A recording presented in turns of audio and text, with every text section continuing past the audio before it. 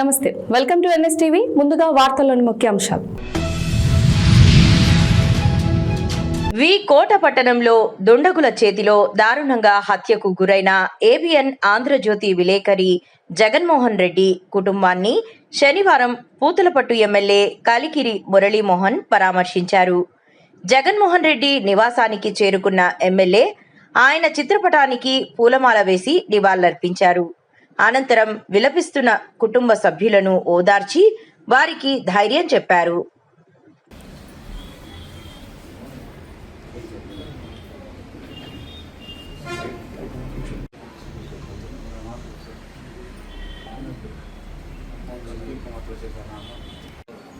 Father.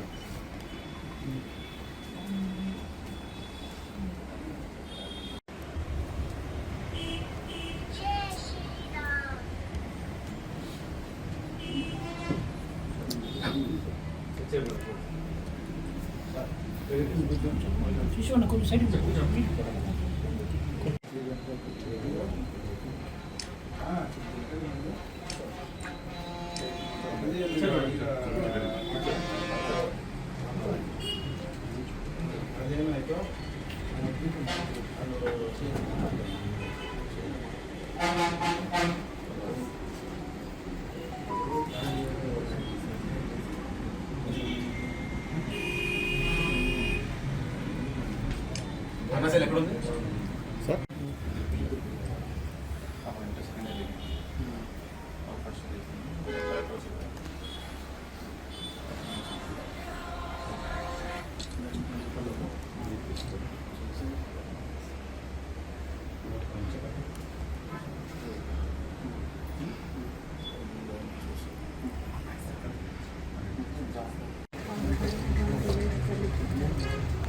ఖచ్చితంగా ఫలితం ఉంటుంది. ఫలితం చూస్తారు.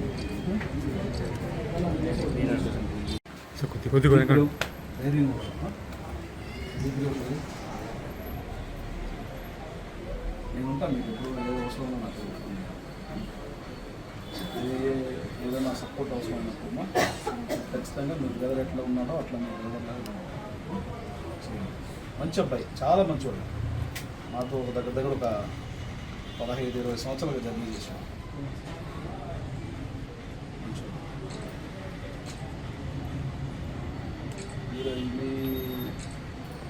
ఈ సైకలాజికల్ ఎఫెక్ట్ మీ స్టడీస్ మీద పడుతుంది.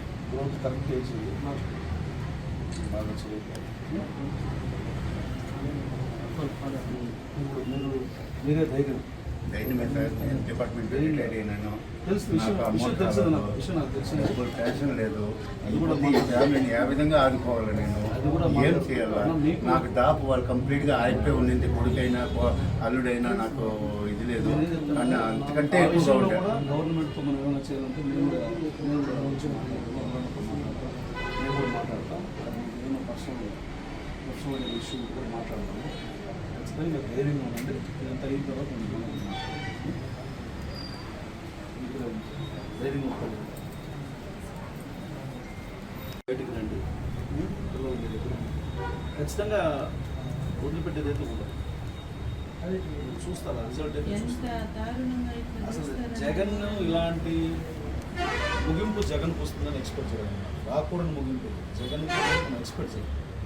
వేరే వాళ్ళతో ఎక్స్పెక్ట్ చేయవచ్చు, జగన్కి ఎక్స్పెక్ట్ చేయాలి. ఎందుకంటే అతనుడు చాలా సౌమ్యంగా ఉంటాడు, ఒబీడియంట్ మనిషి. సార్, ఆ మంచితనానికి ఇది అవార్డు ఫ్యామిలీకి ఆలోచన సార్. వదిలిపెట్టారు దోషులు ఈ పొద్దు బిడ్డల భవిష్యత్తు ఏమి, ఆ అమ్మని ఏం చేయాలా? ఇద్దరు ముసలివాళ్ళు ఎవ్వరు లేరు, వెనుక ముందు దాపేం లేదు. జరుగుతుంది. కాకపోతే భగవంతుడు మనకు ఒక చెడు చేశాడు. ఎందుకు జరిగింది ఏమనేది మిగతా చూస్తారు. బట్ ధైర్యంగా ఉండి జగన్ ఉన్నాడనే ధైర్యంతోనే ఉండాలి.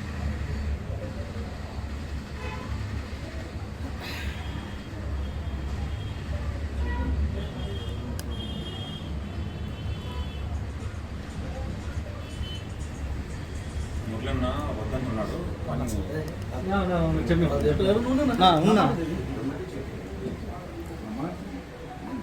ఎక్స్పెక్ట్ చేసిన ఇలాంటి డెత్ని ఎక్స్పెక్ట్ చేయాలి.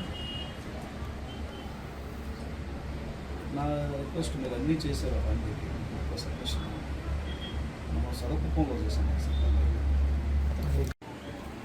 సార్ నమస్కారం హలో నేను వచ్చాను సరే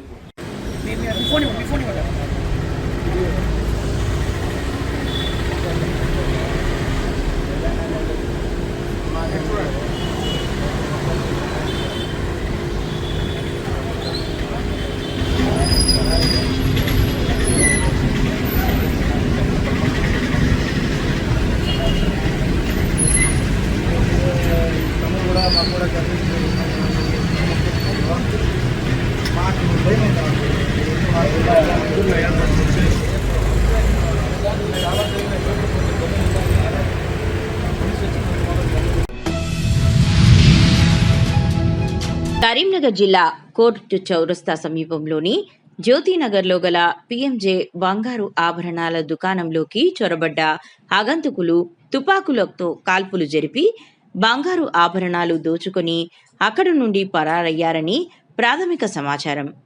ఈ సమాచారం అందుకున్న పోలీసులు ఘటనా స్థలానికి చేరుకొని విచారణ చేపట్టారు. క్లూస్ టీం, ఫోరెన్సిక్ ల్యాబ్ నిపుణులు, డాగ్ స్క్వాడ్లను రంగంలోకి దింపారు. పూర్తి వివరాలు తెలియాల్సి ఉంది.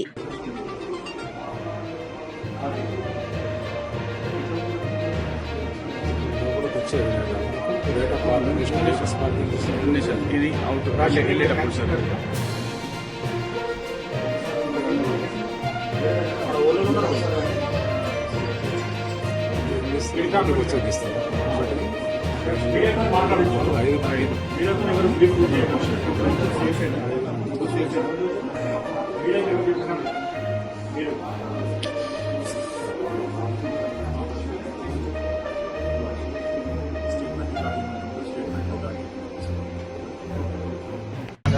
చైన్ చూపెట్టమన్నాక తర్వాత నలుగురు వచ్చారు. చైన్ కావాలన్నారు.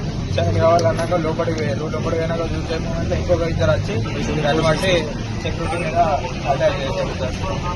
అందరూ ఫోటో పెట్టారు. నేను బాత్రూమ్ ఉంటున్నాను. బాత్రూమ్ అయితే కొంచెం వచ్చింది.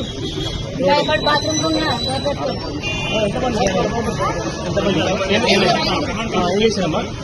నేను లోపల బాత్రూమ్ ఉన్నా. భయానికి డోర్ పెట్టుకుని మళ్ళీ బాత్రూమ్ వెళ్ళి కొంచెం వచ్చింది.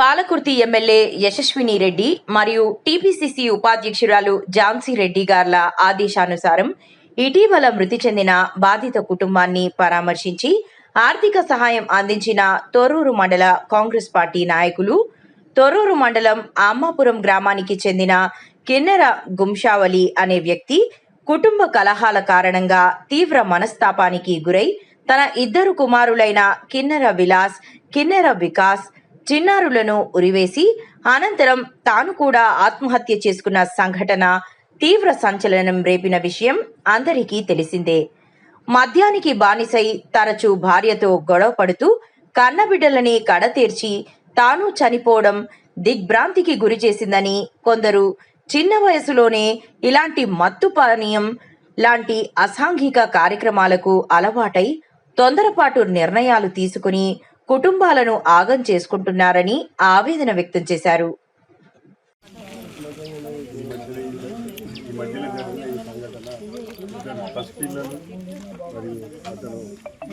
అవగాహన ఉందో అవగాహన లేకనో అతని కుటుంబ సమస్యలు తెలియదు మనకు. ఆ పిల్లల నిండు నూరేళ్లను తన గొంతుతో తన చేయితో ఈ విధంగా ఆత్మహత్య చేయించి వాళ్ళని మరి పసికందులను గొంతు పీకి చంపి తర్వాత తన ఆత్మహత్య చేసుకున్నాడని తెలిసి ఈ సంఘటన చాలా ఇది మన రాష్ట్ర వ్యాప్తంగా ఇది ఒక సెన్సేషనల్ న్యూస్ అయింది. ఇటు దాన్ని మన ఝాన్సీ రాజేందర్ రెడ్డి అమ్మ, మన ఎమ్మెల్యే యశస్విని గారు ఎమ్మటే స్పందించి ఇక్కడ మన మండల పార్టీకి చెప్తే అమ్మ నేను ఇట్లా పోయేస్తానంటే మన అమ్మపురం పార్టీ వాళ్ళు కూడా, మన కాంగ్రెస్ పార్టీ వాళ్ళు కూడా అందరూ కూడా అన్న మీరు వస్తే చాలా మన ఉంటుంది అమ్మ వాళ్ళు చెప్పారు కనుక మా చేయుతను కూడా మేము ఇస్తాం, మీరు తప్పకుండా వచ్చి వారిని పరామర్శించాలని అన్నందుకు వారికి ఇక్కడ నేను మనస్ఫూర్తిగా ధన్యవాదాలు తెలుపుతున్నా. అదేవిధంగా ఇలాంటి ఆత్మహత్యలు ఇలాంటివి చేసుకోకుండా మనస్సంటి వాళ్ళని కూడా సొసైటీ తెలిసిన వాళ్ళం కొంత రిపోర్టర్స్ కానీ వీళ్ళు కానీ వాళ్ళకి అవగాహన కల్పించి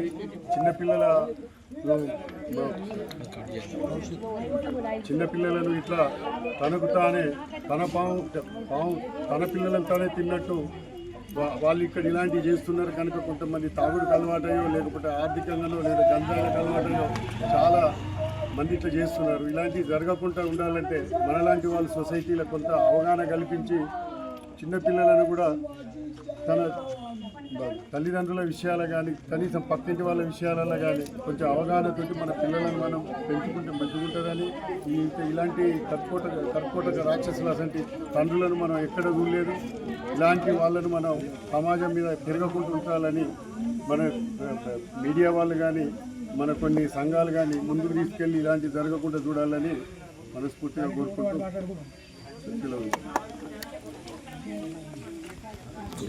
ఉగ్రజంగాల కమ్యూనిటీ చెందిన పట్టణం విషాదకరమైన పరిస్థితుల్లో పిల్లల్ని ఆత్మహత్య చేసుకోవాలని కుటుంబం ఒంటరిందన్న తెలుసుకున్నటువంటి నా మిత్రుడు నా చిన్న క్లాస్మేట్ సమాజానికి ఎంతో సేవ చేయాలని ముందుకొస్తున్నటువంటి Jakka Maigireddy IAS Madhu cinema hero, cinema కూడా తీయడం జరిగింది. అదేవిధంగా ఇక్కడికి వచ్చినటువంటి వీళ్ళ నాయకుల పట్ల ప్రజలందరికీ కూడా స్వాగతం తెలియజేస్తున్నారు. విషాదకర విషయం స్పందించి ఆ కుటుంబానికి ఒక 5,000 రూపాయల నగదు అమ్మాయి పేరు మీద చేయడానికి డిపాజిట్ చేయడానికి ఒక 5,000 రూపాయల నగదు కాకుండా బియ్యం కూడా తన వంతుగా సాయం చేయడానికి ముందుకు వచ్చారు. అది స్వాగతిస్తూ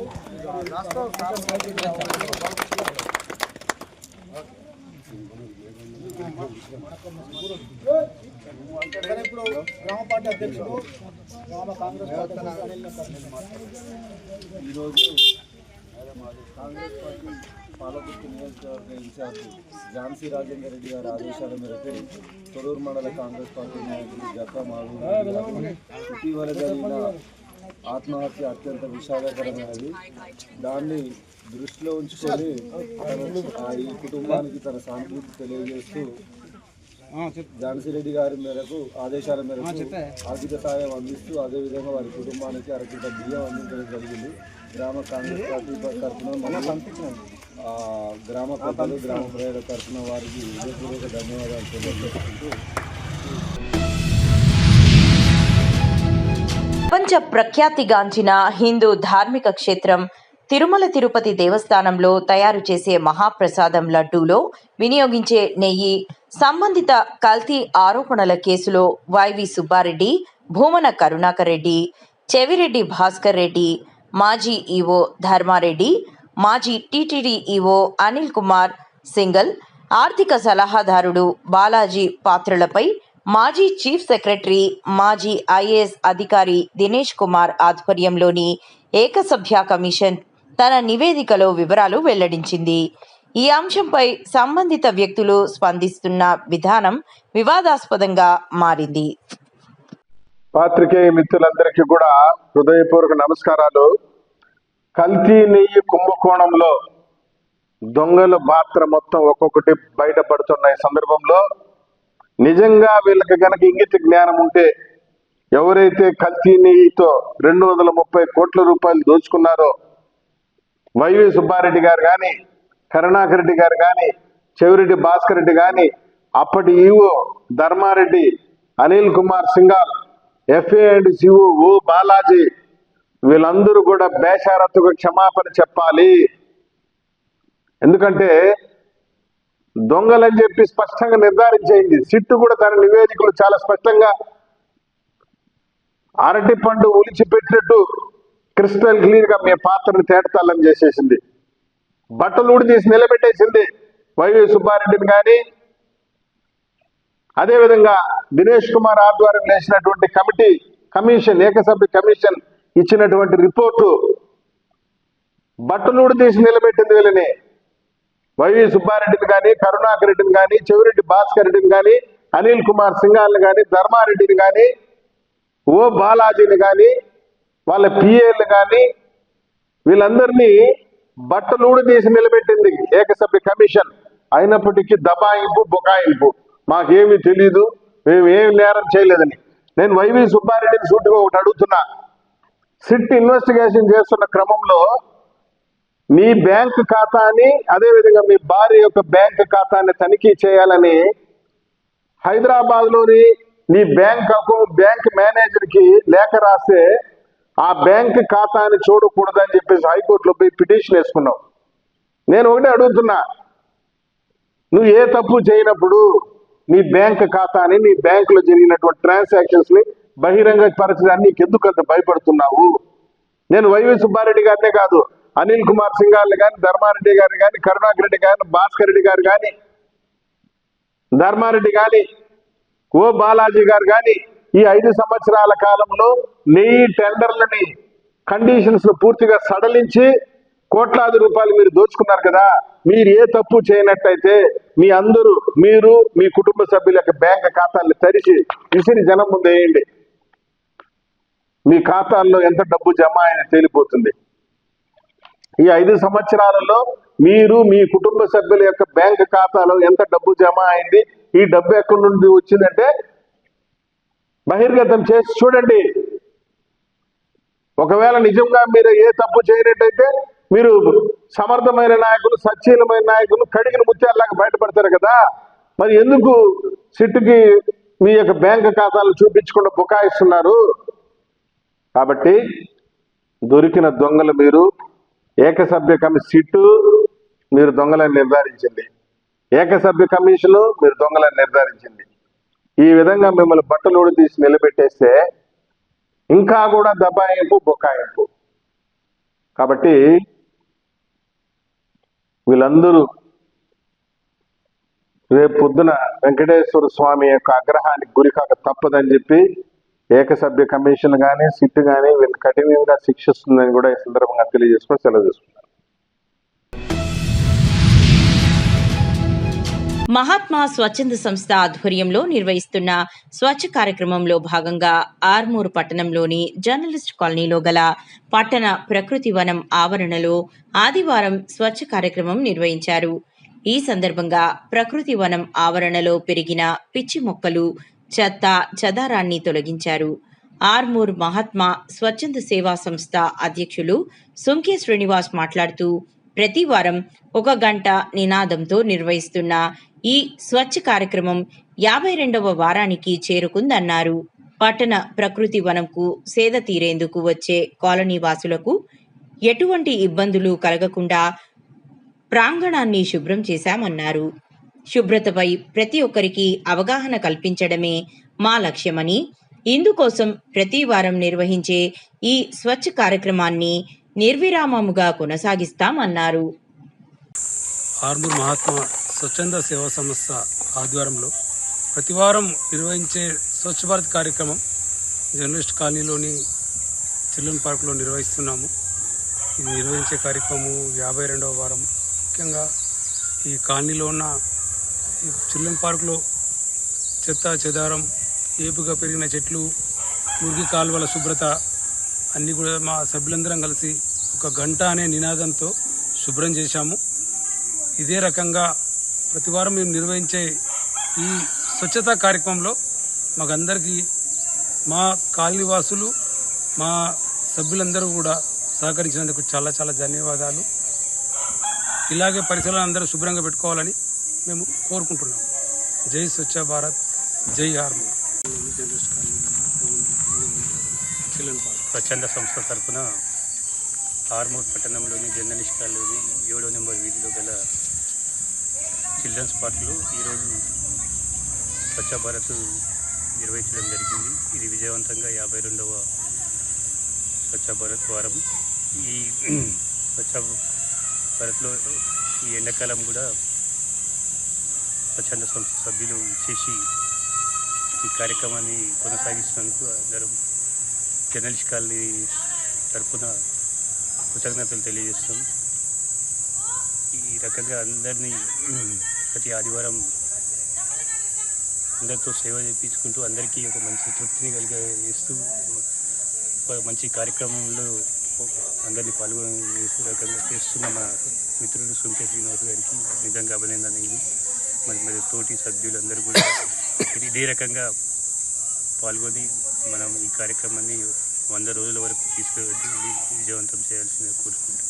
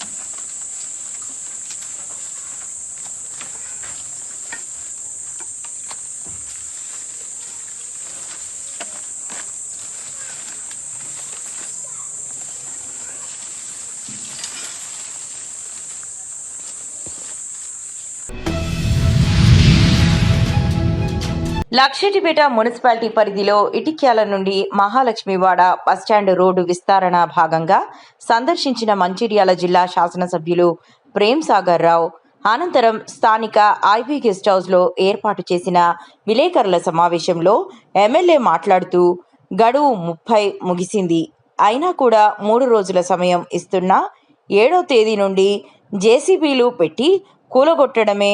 బస్టాండ్ రోడ్ 80 ఫీట్లు, అంగడి బజార్ 30 ఫీట్లు, అందులో ఏం తేడా లేదు. అభివృద్ధి విషయంలో తగ్గేదేలే అని, ఇద్దరు మినహా యజమానులు ఎవ్వరూ ముందుకు రాలేదని, అందరూ దుకాణం ముందు ఉన్న రేకులు తీసి ఉన్నారు. ఇచ్చిన గడువులోపు తీసుకుంటే మీకే మంచిది. 3 సమయం ఇస్తున్న గడువు ముగిసిన వెంటనే రోడ్డు విస్తరణ చేయడమే అని ఆయన కొనియాడారు.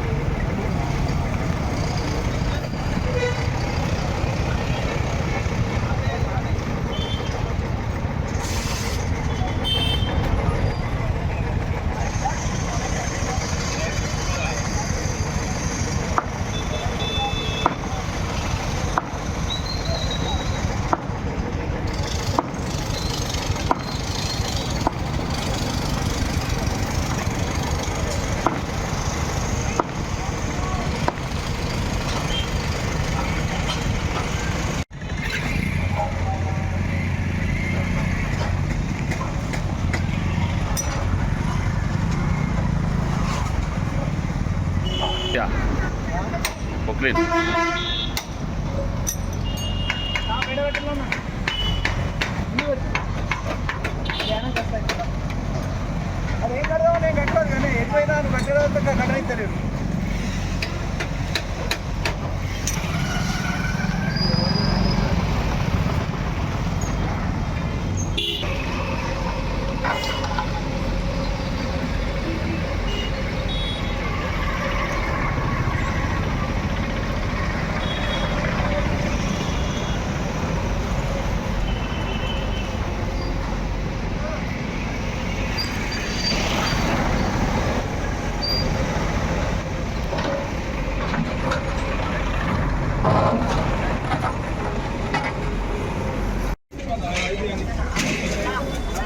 కేవలం